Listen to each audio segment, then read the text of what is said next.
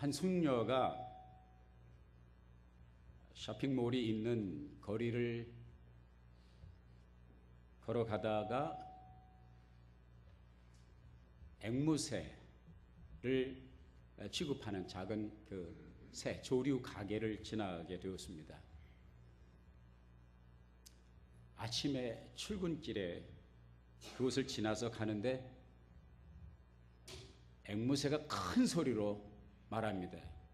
Hey lady, you so ugly. 어글리가 뭔지 알죠? 보세요, 너무 못생겼네요. 기분이 좋았겠어요? 기분이 좋지 않죠. 앵무새니까 어디서 조 들은 것이 있어서 그러나 보다 그러고서 무심코 지나갔습니다. 이튿날도 또 아침에 그 길을 가는데 그 앵무새가 다시 부릅니다. Hey lady, you so ugly. 너무 기분이 나쁜 거예요. 그래가지고서 이거는 안 되겠다 그래가지고 그 새 파는 집, 앵무새 파는 집에 들어가가지고 사장을 만났어요. 내가 어제 하고 오늘 이틀 영거푸 당신이 기르는 이 앵무새가 나도록 너무 못생겼다고 그러는데 나 솔직히 기분 나쁩니다. 내가 한 번만 들었으면 내가 참고 넘어가는데 두 번씩 한 번만 내가 여기를 길을 지나가는데 한 번만 그 얘기를 더 들으면 내가 당신 가게를 내가 고소 조치하겠습니다. 그러더니 주인이 아유 죄송합니다. 이게 뜻하지 않게 본의 아니게 너무너무 죄송합니다. 이 버르장머리 없는 새가 말 똑바로 훈련시키겠습니다. 그러고서 이제 합의를 하고 갔습니다. 셋째 날 다시 그 길을 지나가는데 그 새가 또 부르는 거예요. Hey lady. 그래가지고 얼마나 이제 긴장이 됩니까? 그랬더니 하는 말이 You know,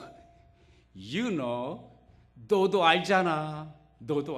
You so ugly는 못하고 You know. 이런 때 그냥 무조건 뜻이 통하든 안 통하든 웃어주셔야 돼. 그래야 여러분의 IQ가 평균치 이상인 것을 알게 됩니다. 이쁘던 곱던 밉던 미운 사람을 고운 사람에게 어글리라고 그러면 기분 나쁘죠. 그런데 어글리한 사람을 어글리하다고 그러면 더 기분 나쁜 것입니다. 그렇잖아요. 사람이 자존심이 있어요. 이것은 이제 조크가 아니고 진짜 아프리카의 한 지역에 있었던 일인데 그 지역 사람들은 남자가 여자를 취할 때, 결혼을 할 때 그 장인 장모에게 뭘 가지고 가야 되냐면 소를 한 마리 가지고 가야 돼요. 그래서 그 집에 딸이 마음에 들면 그 집에 소를 한 마리 끌고 와서 소를 한 마리 지고 그 딸을 데리고 와서 결혼을 하는 그러한 전통이 있는 그런 마을이었는데 한 여자가 있었는데 정말로 어글리한지 정말 못생겼는지 왜 그런지 모르지만 아무도 나이는 먹어가는데 아무도 그에게 관심을 보이는 사람이 없고 소 한 마리를 가져오는 남자가 없어요. 남자가 그렇게 많은데 자괴감에 빠져서 슬픔에 젖어 있는데 그 자매의 가문에 기쁨의 희소식이 들려왔습니다. 어떤 한 남자가 외부에서 나타나더니 그 여자를 보고 한눈에 반했어요.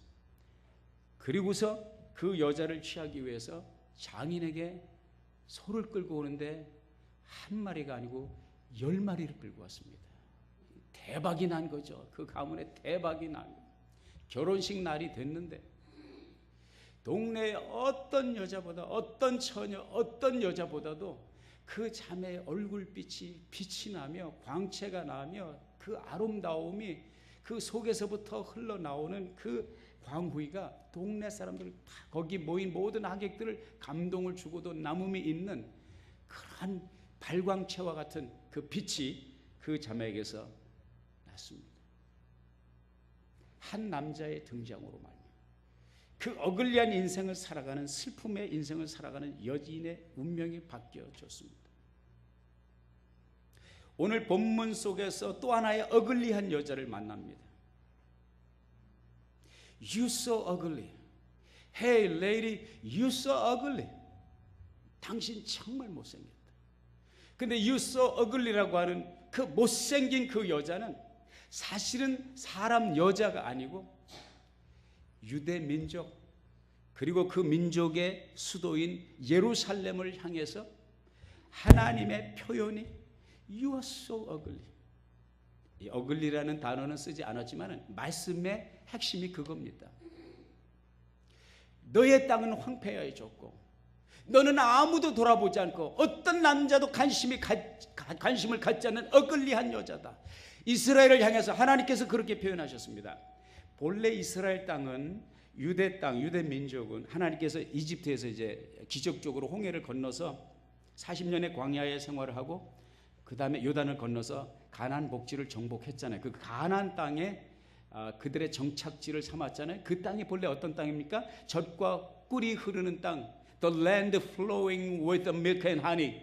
젖과 꿀이 흐르는 땅. 한 송이 포도송이를 두 장정이 이 장대에 메고, 긴 장대에 메고 두 사람이 한 포도송이를 들어야 될 만큼 농사가 잘 되는 젖과 꿀이 흐르는 그 땅, 축복받은 땅, 하나님의 임재가 함께하는 땅, 하나님의 보호와 프로텍션이 함께하는 땅, 세상이 부러워하는 땅이었지만은요, 어느 순간부터 그 땅이 황폐해지기 시작합니다. 언제부터?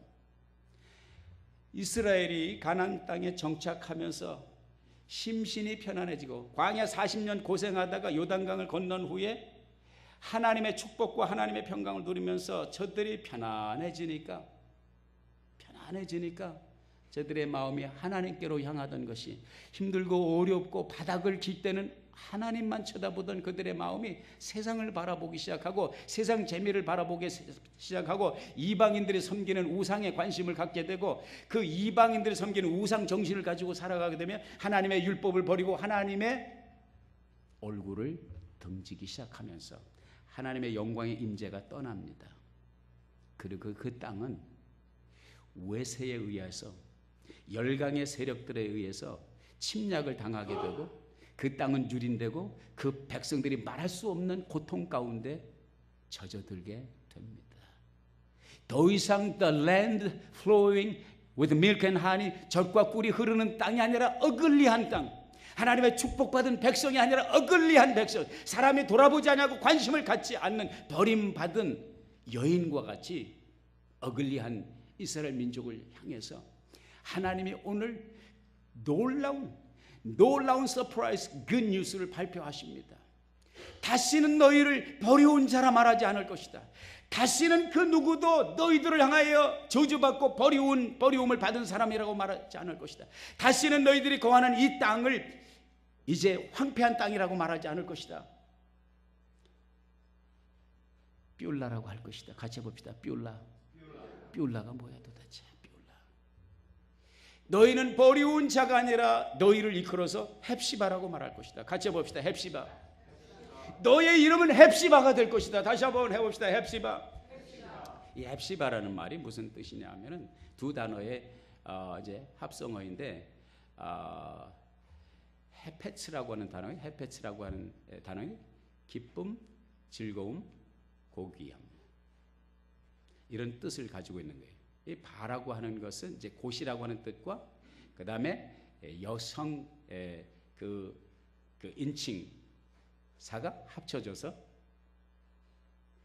그녀에게 기쁨이 있다, 그녀에게 즐거움이 있다. 이 헵시바라고 하는 말을 누가 지어주니? 지금 하나님이 지어주시는데 무슨 뜻이냐? 나의 기쁨, 나의 즐거움이 너에게 있다. 나의 즐거움이 그대에게 있다. 이런 뜻으로 하나님께서 이스라엘, 어글리한 이스라엘을 향해서 내가 너를 헵시바로 부를 것이다. 그리고 황폐한 그 땅을 일컬어서 더 이상 황폐한 땅이라고 하지 않냐고 그 땅을 뷸라라고 할 것이다. 같이 해봅시다. 뷸라라고 하는 것은 바알이라고 하는 결혼하다는 뜻의 바알이라고 하는 뜻과 그 다음에 여성 단수 수동태를 가리키는 단어가 합쳐서 뷸라라고 하는 단어. 다시 말해서 결혼한 여자, 결혼의 대상이 되어서 선택받고 보호받고 지배를 받는, 남자의 사랑을 받는 결혼한 여자. 더 이상 버림받은 여자가 아니라 사랑받고 총애받고 사랑과 관심과 기쁨의 대상인 그러한 여인이 될 것이다. 누구를 향해서? 이스라엘 향해서, 유대 민족을 향해서 하나님께서 그 약속을 주고 계십니다. 사랑하는 여러분, 이 헵시바의 비전, 이 뷸라의 비전은 1차적으로는 이스라엘 민족, 유대 민족들에게 주신 하나님의 메시지며 2차적으로는 예수 그리스도를 통해서 부름을 받은 하나님의 교회를 향한 신약의 교회를 말씀하고, 마지막으로 여러분과 저 한 사람 한 사람 하나님께서 택하신 믿음의 사람들을 향한 하나님의 계시의 약속인 줄로 믿으시기를 바랍니다. 그런 차원에서 옆에 분에게 고백하십시다. 당신은 헵시바입니다. 헵시바의 뜻이 뭐라고요? 나의 기쁨이 그대에게 있습니다. 하나님의 고백입니다. 뷸라, 결혼을 한 여자, 더 이상 버림받지 않는 그 땅이 황폐한 땅이 아니라 하나님의 축복의 땅이 될 것을 말씀하고 있습니다. 놀라운 비전. 죄로 말미암아 버림받은 영원한 형벌의 운명에 빠져있는 어글리한 저와 같은 여러분과 같은 인생들을 향하여 헵시바의 비전을 가지고 뷸라의 비전을 가지고 오신 분이 누굽니까? 예수 그리스도입니다. 그 예수 그리스도의 선택과 예수 그리스도의 은혜로 말미암아 우리는 더 이상 버리운 자가 아니라, 황폐한 땅이 아니라 하나님의 기쁨과 하나님의 사랑이 머무는, 하나님의 사랑이 대상이 된 하나님의 성도가 된 줄로 믿습니다. 성도들을 향한, 저와 여러분을 향한 하나님께서 주신 그 비전은 천국의 비전과 함께 이 땅을 살아가면서 하나님의 뜻을 이루고 하나님의 영광을 드러내는 헵시바의 비전으로 하나님께서 우리에게 다가오시고, 우리가 그 헵시바의 비전을 이루시기를 하나님은 원하시고, 헵시바의 영광을 우리가 누리기를 원하는데요, 하나님의 이 비전과 하나님의 이 원대한 꿈은 오늘 받고 내일 이루어지는 것이 아닙니다. 그것이 오늘 말씀 속에서 우리가 깨닫는 것. 1차적으로 이스라엘 민족이 하나님을 버리고 하나님을 등지고 하나님의 징계를 받음으로 어글리한 땅이 되고 바벨론으로 포로로 잡혀가게 되고 70년이라는 세월을 기다린 후에 다시 영광스러운 회복을 경험하게 됩니다. 다시 말해서 하나님의 기약한 때가 있다는 것입니다. 세상의 모든 것은 때가 있습니다. 때가 있기 때문에, 그 타이밍이 있기 때문에 그 타이밍을 기다리는 것, 그것이 인생입니다. 하나님의 타이밍을 기다리는 그것이 신앙생활입니다. 하나님의 약속의 성취의 때까지 기다리는 것, 그게 믿음입니다. 아멘입니까? 인생은 다른 거 아니에요. 기다리는 것입니다. 기다림을 잘하는 사람이 성공합니다. 기다림을 잘 못하는 사람은 망합니다. 기다림을 끝까지 기다리는 사람이 반드시 하나님의 타이밍 안에서 하나님의 영광을 보게 되고 헵시바의 비전과 뷸라의 비전을 성취하게 되고 손에 잡게 되는 것입니다. 인생은 다른 것 아닙니다. 우리가 어떻게 그 타이밍을 기다리는, 여기에 사활이 걸려있고 성패가 걸려있습니다. 한 회사에서요, 직원을 채용하는데 모집 광고를 했습니다. 많은 사람들이 왔어요. 그 모집 광고의 시간이 정해져 있습니다. 몇 시부터 시험이 치러진다 정해졌습니다. 다들 준비된 마음으로 시험장에 갔습니다. 약속된 시간이 나타났습니다. 회사 직원이 나타나지 않습니다. 시험관이 나타나지 않습니다. 아무도 회사를 대표해서 오지 않습니다. 10분이 지나고 20분이 지나고 30분이 지나도록 오질 않는 거예요. 난리가 났죠. 왜? 지금 입사 시험을 보러 사람들이 모여들었는데 입사 시험장에 아무도 나타나지, 회사를 대표하는 아무도, 시험관이 나타나지 않으니까 황당한 거 아닙니까? 난리가 나서 손 들고 소리 지르고 야유하고 왔다 갔다 하고, 예? 얼마간의 시간이 지난 후에 문이 열리면서요, 시험관이 들어왔습니다. 그 시험관이 들어와서 하는 얘기가 수고들 하셨습니다. 시험 끝났습니다. 그리고 가라는 거예요. 이제 시험을 채점하고 결과를 여러분들에게 알려드릴 테니 집에 가서 기다리십시오. 황당한 거죠. 무슨 일이 있었던 것입니까? 시간을 정해놓고 입사 시험을 보는 사람들이 앉은 자리에 그 자리 사방에다가 CC 카메라를 달아놓고 녹음기를 틀어놓고 시험관이 나타나지 않은 약속된 시간에 나타나지 않는 그 순간에 시험관을 기다리는 그 어플리컨트 신청자들의 그 자세, 어떻게 30분 40분을 기다리는가, 그걸 보는 거예요. 이 사람의 성격이 어떤 것인가, 이 사람은 인내할 수 있는 사람인가, 이 사람은 어떻게 기다리는가, 그 기다림을 평가하면서 회사에 사원을 모집을 했다는 것입니다. 하나님도 똑같은 방법으로 우리를 테스트하십니다. 하나님의 약속이, 헵시바의 약속이, 나의 기쁨, 나의 즐거움이 그대에게 있다, 너는 나의 사랑이야, 이 비전을 주세요. 근데 그 비전이 이튿날 이루어지는 게 아니라니까, 하나님의 때가 있다는 거예요. 그 기다림을 어떻게 기다리느냐, 하나님의 축복의 대상이 되느냐 그렇지 못하느냐 달려있다는 것입니다. 그렇다면 우리가 인생에 있어서 기다림, 하나님의 약속의 타이밍을 기다리는 그 기다림이 우리의 신앙생활과 우리의 인생의 성패를 가른다면 우리가 어떻게 그 타이밍을 기다려야 되느냐. 첫째, 인내로 기다려야 됩니다. 같이 해봅시다. 인내로 기다려야 한다. 로마서 8장 25절에 보면 우리가 보지 못하는 것을 바라면 참음으로 기다릴지니라. 우리가 바라는 것은 보이는 것이 아니야 보이지 않는 것이니, 보이는 것은 잠깐이요 보이지 않는 것은 영원합니다. 우리가 기다리는 그 희망, 그 미래는 보이는 세계가 아니라 보이지 않는 하나님의 세계라는 것입니다. 하나님의 약속은 눈에 보이지 않는 것입니다. 보이지 않는 그것을 바란다면 참음으로 기다릴지니라.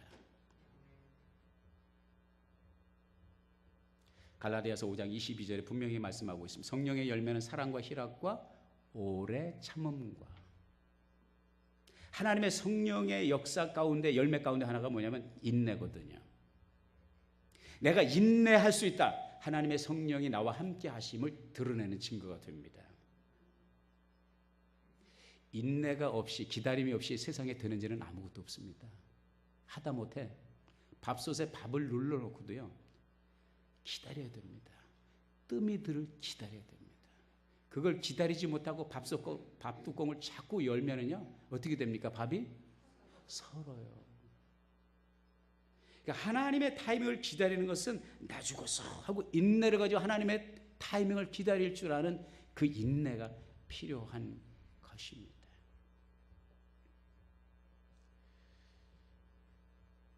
아인슈타인이 20세기에 인류의 문명의 역사의 코스를 바꾸는 위대한 물리학자 아닙니까? 천재 물리학자죠. 그분이 1905년에 젊은 나이에 소위 말해서 특수 상대성 이론이라는 것을 정립해서 내놓았습니다. 발간을 했습니다. 자기는 굉장히 흥분했어요. 이 세상의 역사를 바꿔놓을, 코스를 바꿔놓을 위대한 발견이다 내놨어요. 아무도 관심을 갖지 않았습니다. 미친 사람, 미친 거 아니야? 냉대. 그러기를 몇 년을 했는 줄 아십니까? 14년을 그렇게 기다렸어요. 1919년에 가서 아인슈타인의 특수 상대성 이론과 일반 상대성 이론이 낮에 개기일식을 촬영한 사진 기사의 그 사진 결과에 따라서 아인슈타인의 상대성 이론이 맞다는 것이 전 세계에 알려지게 되고요. 그로부터 2년 뒤인 1921년에 그것도 이제 상대성 이론 때문이 아니라 양자학 그 에너지 그 연구한 그 결과에 따라서 공로를 인정받아서 노벨 물리학상을 받게 되었죠. 14년, 16년 동안 아인슈타인은 말할 수 없는 마음고생을 했습니다. 가정이 깨어지는 고통까지 겪었습니다. 비아냥거리고 조롱하는 수많은 과학계 인사들의 그 비난을 받았습니다. 아예 사람들의 관심 밖에서 14년을 보내기도 했습니다. 그 아인슈타인이요, 대학교 다닐 때요, 대학교 교수들이 아무도 그 사람에게 관심을 가진 사람이 없어요. 어떤 교수는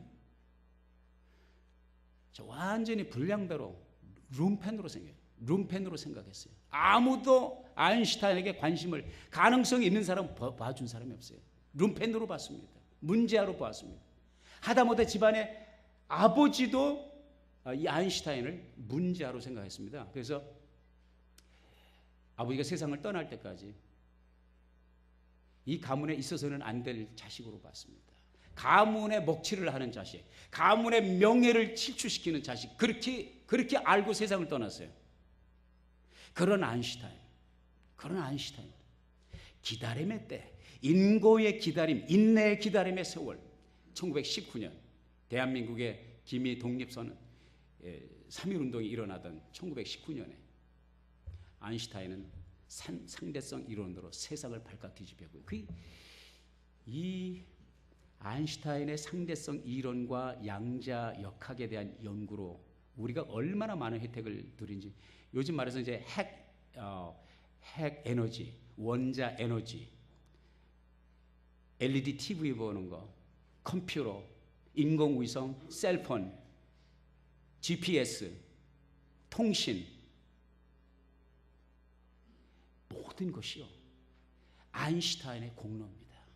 아인슈타인은 200년 동안 지속되었던 아이작 뉴턴의 그 고전적 그 전통의 패러다임을 완전히 깨고 20세기와 21세기를 열어가는 엄청난 역사를 일군 것이, 그것도, 그 작업도 14년이라고 하는 참 눈물겨운 기다림이 있었다는 것입니다. 옆에 사람에게 권면합시다. 기다리십시다. 인내로 기다리십시다. 두 번째는 그 하나님의 타임을 어떻게 기다려야 되느냐? 기도하며 기다려야 됩니다. 같이 봅시다. 기도하며 기다려야 한다. 오늘 본문 말씀에 보면은요, 62장 1절에 그냥 제가 읽을게요. 나는 시온의 공기가 1절에 공기가 빛같이 예루살렘의 구원이 횃불같이 나타나도록 시온을 위하여 잠잠치 아니하며 예루살렘을 위하여 쉬지 아니할 것이다. 내가 예루살렘, 나의 사랑과 나의 관심과 나의 기쁨이 있는 그들을 위하여 그 뜻이 이루어질 때까지 나는 쉬지 않겠다. 잠잠하지 않겠다. 하나님의 열심, 하나님의 그 열정을 말씀하고 있거든요. 그런데 재미난 것은요, 6절 말씀에 보면 이런 말씀이 있어요. 예루살렘이여, 내가 너의 성벽 위에 파수꾼을 세우고 그들로 종일 종양에 잠잠치 않게 하였느니라. 예루살렘 성벽에 내가 파수꾼을 세우겠다. 누가? 하나님이 세우겠다. 그 파수꾼은 하루 종일 잠잠치 않게 하겠다. 조용히 있지 않게 하겠다. 왜? 그것을 말씀하고 있어요. 너희 여호와로 기억하게 하시는 자들아. 누가? 파수꾼들이. 그 성벽에 있는 파수꾼들은 하나님으로 하여금 잊을 수 없게, 기억할 수밖에 없도록 잠잠하지 않고 계속 떠들어대는 사람이란 말이에요. 하나님에게 계속 리마인드를 시켜주는 사람이 파수꾼이다. 성벽 위에 하나님이 세우신 파수꾼이다. 7절에 보면 좀 더 구체적으로 나와 있어요. 또 여호와께서 예루살렘을 세워 세상에서 찬송을 받게 하시기까지. 다시 말해서 예루살렘을 향한 하나님의 비전과 헵시바의 비전과 뷸라의 비전이 이루어지는 그 순간, 그 날까지 그로 쉬지 못하시게 하라. 누구로? 하나님으로. 이 누구한테 하는 말이? 파수꾼을 향하여. 성벽에 올라가 부르짖는 너희여, 하나님으로 하여금, 하나님의 주신 비전을 이루기까지 하나님으로 하여금 쉬지 못하게 하라. 무슨 말입니까? 파수꾼은 누굽니까? 기도의 사람들입니다. 파수꾼의 사명은 무엇입니까? 깨어서 부르짖어 하나님 앞에 기도하는 것입니다. 이해가 가시면 아멘 해봅시다. 그러면서 그 기도하는 파수꾼들을 향하여 부르짖어 밤낮으로 조용히 있지 말고 잠잠치 말고 부르짖어 하나님으로 하여금 행하시는 하나님, 능력의 하나님, 세상의 역사의 수레바퀴를 쥐고 계신 하나님으로 하여금 잠잡고 가만히 있지 못하도록 계속 리마인드를 해드리라. 부르짖어라. 놀라운 약속입니다. 놀라운 약속입니다. 누가복음 18장에 보면 예수님께서 비유의 말씀을 하셨습니다. 기도에 대해서 불의한 재판장에 대해서 얘기를 하셨습니다. 한 불의한 재판장이 있어서 사람을 무시하고 웬만한 건수는 거들떠도 보지 않는 사람 앞에 가난한 볼품없는 과부가 와서 억울한 사정을 얘기하는데 시큰둥도 하지 않아요.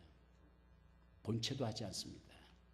그러나 그 여자가 계속 이 불의한 재판장에 와서 자기의 억울한 사정을 호소를 하니까 재판장이 견디다 못해서 뭐라고 하냐면 내가 하나님을 두려워하지 않냐고 사람을 무시하는데 이 여자 참 사람 괴롭히네. 이 여자의 문제를 해결해 주지 않으면 내가 못 견디겠다. 그리고 결국은 그 여자의 그 과부의 한을 풀어준다는 그런 말씀을 하셨습니다. 그러면서 예수님께서 뭐라고 하냐면 밤낮으로 부르짖는 하나님의 자녀들의 기도를 그 한을 풀어주시지 않겠느냐. 이해가 가십니까? 하나님께서는요 밤낮으로 기도로 부르짖고 하나님 앞에 나아가는 그 자녀들의 그 reminder, 그 disturbing, 소란, 시끄러움, 경종, bother, 하나님은 그걸 기다리시니 나를 바더하라 이거예요. 나를 기도로서 깨우라 이거예요. 내가 그 일을 이루기까지 잠잠히 있지 못하도록 나로 하여금 이 일을 하도록 너희가 깨워서 부르짖어 나한테 기도하라. 얼마나 위대한 약속입니까? 이 말은 바꿔서 말하면 무슨 말입니까? 내가 가진 하나님께서 주신 그 비전은 내가 하나님께 끊임없이 부르짖을 때 하나님은 역사하고 계시다는 거예요. 하나님 그 때를 단축시키신다는 거예요. 아멘. 그래서 우리는 기도로 기다려야 되는 것입니다. 마지막으로 하나님을 신뢰함으로 긍정의 마음을 가져야 됩니다. 좀 길지만 해봅시다. 하나님을 신뢰함으로 긍정의 마음을 가지라. 하나님을 신뢰한다고 하는 것은 무엇입니까? 그가 하신 약속의 말씀을 신뢰한다는 거예요. 그분이 이루신다 하면 이루어지는 거예요. 그분이 저와 여러분들을 향해서 주신 약속의 말씀은 뭐예요? 너는 나의 헵시바라 이거예요. 너는 나의 뷸라라 이거예요. 지금은 손에 잡히는 것도 없고 눈에 보이는 것도 없고 귀에 들리는 것도 없어도 보이지 않는 가운데 역사하시는 하나님의 약속의 말씀이 하나님의 섭리와 하나님의 역동적인 작업으로 말미암아 하나님의 때에 그 뜻이 이루어질 거다. 지금 어렵고 지금 좀 힘들고 지금 좀 답답해도 긍정의 마인드를 긍정의 마음을 가지고 세상을 보라 이것입니다. 그것이 행복의 비결입니다. 세상 환경을 보는 것도 그렇고요. 내 삶의 환경을 보는 것도 그렇고요. 사람을 보는 것도 마찬가지입니다. 여러분 행복하게 살고 싶습니까? 그렇죠. 저도 그렇습니다. 하나님께서 저에게 가르쳐 주신 비결 가운데 하나가 이것입니다. 네가 정말 행복하게 살고 싶으냐? 그럼 내 주변에 안 보면 보고 싶고 만나면 즐거운 사람을 많이 만들다는 거예요. 이 세상을 두 부류의 사람이 있습니다. 보기 싫은 사람이 있고 보고 싶은 사람이 있어요. 또 다시 바꿔서 말하면 이쁜 사람이 있고 미운 사람이 있습니다. 근데 내가 살면서 터득한 것은요, 깨달은 것은 뭐냐면 세상에 어떤 그 누구도 이쁜 구석만 있는 사람 없고요. 세상에 어떤 그 누구도요 미운 구석만 있는 사람이 없어요. 군뱅이도 뭐 하는 재주가 있다? 예. 고슴도치도 제 새끼가 함함하다. 세상에 어떤 사람도요 이쁜 구석과 미운 구석이 있습니다. 내가 내 삶의 주변에 미운 사람이 있느냐 이쁜 사람이 있느냐 그건 그들에게 달리는 게 내게 달려있는 거예요. 그 사람이 가지고 있는 이쁜 구석을 보느냐? 그럼 그 사람이 이쁜 사람이 되는 거예요. 그 사람이 가지고 있는 미운 구석을 보느냐? 그럼 그 사람이 미운 사람이 되는 거죠. 그런데 만약에 한번 상상해 봅시다. 내 주변에 포진하고 있는 모든 사람이 모두 다 이쁘다. 그럼 내 삶이 행복하겠어요? 불행하겠어요? 행복하죠. 근데 내 주변에 있는 사람이 온통 보기 싫은 미운 사람, 저 친구 어디 가서 물에 빠져 죽지 않나, 이런 사람만 이 세상에, 저 친구 가다 빵꾸 안 나나, 이런 사람만 주변에 가득하면 그 사람이 괴로워요? No, 그 사람은 he doesn't care, she doesn't care. 나만 괴로운 것입니다. 하나님이 내가 깨닫게 하신 것입니다.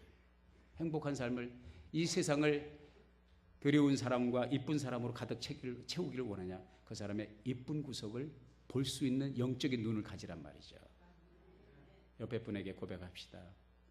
이쁜 구석이 많으시네요. 다시 한번 고백합시다. 이쁜 구석만 보겠습니다.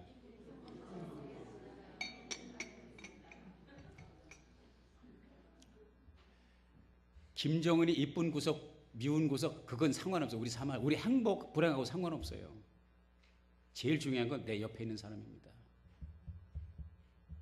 평생 같이 가는 룸메이트들, 평생 끊을래야 끊을 수 없는 피로써 맺혀진 가족들, 미워도 고와도 미워도 이뻐도 평생을 같이 살아야 되는데 왜 미운 구석을 보고 왜 미워하며 평생을 살아갑니까? 이쁜 구석을 볼 수 있는 눈이 열리는 놀라운 축복이 있기를 주의 이름으로 축원합니다. 이런 긍정의 마인드를 가질 때에 하나님의 약속이 우리의 삶에 역동적인 파워를 발휘할 수가 있습니다. 로마서 8장 28절에 하나님을 사랑하는 자, 곧 그 뜻대로 부르심을 입은 자들에게는 모든 것이 합력하여 선을 이룬다. 아멘. 이것을 우리의 삶에 적용할 수 있는 것은 긍정의 마인드가 긍정의 믿음이고 긍정의 해석입니다. 말씀을 정리합니다. 영국의 메리 여왕이 통치를 하고 있을 때 많은 기독교인들이 핍박을 받았습니다. 그 중에 한 전도자가 박해 가운데 체포됐습니다. 옥에 갇혔습니다. 옥에 갇혔는데 이 전도자가 그 옥에 있으면서도 다 중얼중얼 뭘 외우고 있어요. 간수가 옥에서 문을 지키는 간수가 보니까 합력해서 선을 이룬다, 합력해서 선을 이룬다 계속 그러고 있어요. 그래서 이 간수가 답답해가지고 이봐, 감옥 속에 갇혀있는 주제에 뭐가 합력해서 선을 이뤄? 지 주제를 알아야지. 그렇게 얘기를 했어요. 그래도 이 형제는 아랑곳하지 않냐고 틈만 있으면 하나님을 사랑하는 자, 곧 그 뜻대로 부르심을 입은 자들에게는 모든 것이 합력하여 선을 이룬다. 감옥 속에 있는 것도 합력해서 선을 이룬다. 이런 고백을 계속 하는 거예요. 그러다가 선고가 떨어져요. 법정에 판결문이 떨어졌습니다. 끔찍하게도 이 전도자가 화형을 당하게 됐습니다. 사형인데 그냥 사형이 교수형이 아니고 화형, 불에 태워 죽이는 화형을 언도를 받았습니다. 얼마나 기가 막힙니다. 그 말을 듣고도 이 전도자는 하나님 앞에서 똑같은 고백을 해요. 하나님을 사랑하는 자, 곧 그 뜻대로 부르심을 입은 자들에게는 모든 것이 합력하여 선을 이룬다. 모든 것이 합력하여 선을 이룬다. 이 말을 듣고 이 간수가 너무 열받아가지고 이봐, 너 불에 타 죽을 건데 화형이 선고됐는데 뭐가 좋아가지고 합력해서 선을, 너 제정신이냐? 그래도 모든 것이 합력해서 선을 이룹니다. 화형을 당할지라도 합력해서 선을 이룹니다. 이런 고백을 하는 거예요. 그러고서 이제 런던까지 이제 그 죄수를 데려가서 화형장으로 집행장으로 데리고 가야 되는데 걸어서 가는 거예요. 이 간수가 이 전도자를 데리고 끌고 갑니다. 계속 모든 것이 합력하여 선을 이룬다. 이게 자꾸 듣다 보니까 이 간수가 완전히 속이 부글부글 끓는 거예요. 듣기 싫은 소리를 자꾸만 하니까. 그래서 손에 들고 있던 몽둥이로 이 전도자를 내려칩니다. 얼마나 세게 내리치는지 다리를 절게 됐어요. 그래도 다리를 절면서 이것까지 모든 것이 합력하여 선을 이룬다. 이거 미친 사람 아닙니까? 여러분, 예수 믿는 것이 때때로 이런 미친 짓도 할 수 있는 것입니다. 이거 미친놈 아야. 가면서 계속 심심하면 두들겨 패세요. 스트레스 쌓이니까 모든 스트레스를 이 전도자에게. 그러다 보니까 점점점 걷는데 힘이 들었습니다. 그래서 런던까지 도착하는데 예정 시간보다 하루를 늦게 도착을 했습니다. 하루를 늦게 도착했어도 거기에서 화형을 당해야 되는데 그 하루 만에 무슨 일이 일어난 줄 아십니까? 메리 여왕이 실각을 하고 엘리자베스 여왕이 등극을 했습니다. 그리고 이 전도자는 어제 화형을 당했어야 될 이 전도자는 극적으로 사면되어 자유의 몸이 되었고, 자유의 몸이 되어서 거기서 나오면서 그 묶은 그 사슬을 끌면서도 그 간수 앞에서 이 전도자는 뭐라고 그랬게요? 같이 해봅시다. 모든 것이 합력하여 선을 이루느니라. 그 얘기는 없는데 제가 이 간수에게 무슨 일이 일어났을까 추측을 해봅니다. 둘 중에 하나라고 생각합니다. 돌아버렸던지 예수를 믿었던지 둘 중에 하나가 되었으리라고 생각합니다. 사랑하는 여러분, 환경이 어떠하든지 내 처지가 어떠하든지 하나님의 타이밍이 까마득하든지 되는 일이 있든지 되는 일이 없든지 하나님을 사랑하는 자, 곧 그 뜻대로 부르심을 입은 자들, 하나님의 헵시바, 하나님의 관심과 하나님이 저와 여러분을 신부로 맞이한 것은 소 10마리가 아닙니다. 우리 주 예수 그리스도의 물과 피와 살점으로 그분의 생명으로 여러분을 사셨습니다. 여러분은 하나님의 헵시바입니다. 하나님의 모든 관심과 하나님의 지극한 사랑이 한 몸에 받는 헵시바입니다. 그분을 신뢰하십시오. 비록 어두워도, 내가 걷는 길이 절퍽해도, 몽둥이가 날아와도, 옥중에 갇혀 있어도, 화형 선고를 받는 그 순간까지 모든 것이 합력하여 선을 이룬다. 하나님을 사랑하는 자, 곧 그 뜻대로 부르심을 입은 자들에게는 모든 것이 합력하여 선을 이룬다. 세상을 바꾸고 환경을 바꾸는 이 놀라운 믿음의 선포, 이 놀라운 긍정의 마음, 헵시바의 비전을 가진 여러분들이 평생 가질 수 있기를 예수의 이름으로 축원합니다.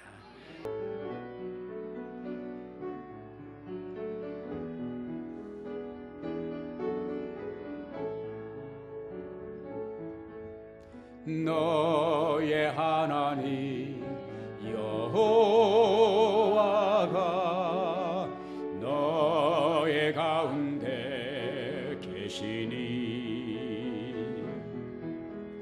그는 구원을 베푸실 전능자시라.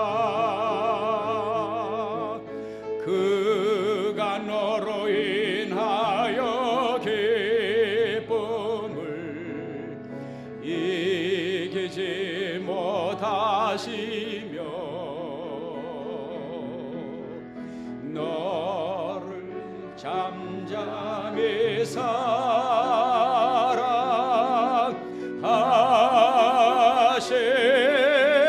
사랑하시며 즐거이 부르며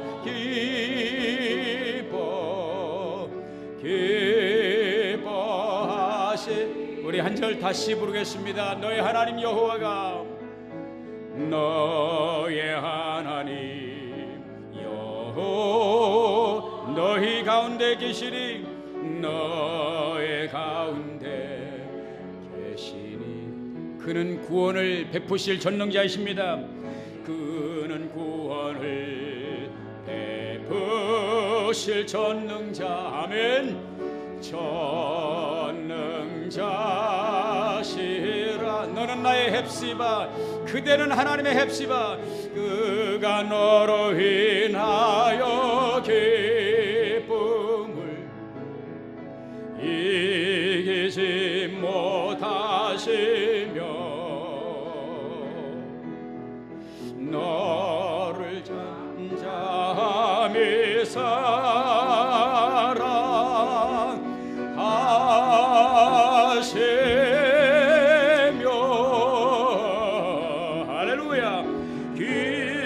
즐거이 부르며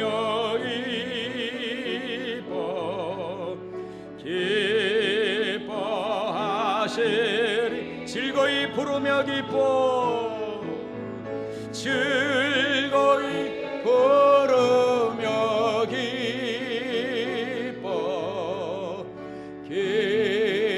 기뻐하시리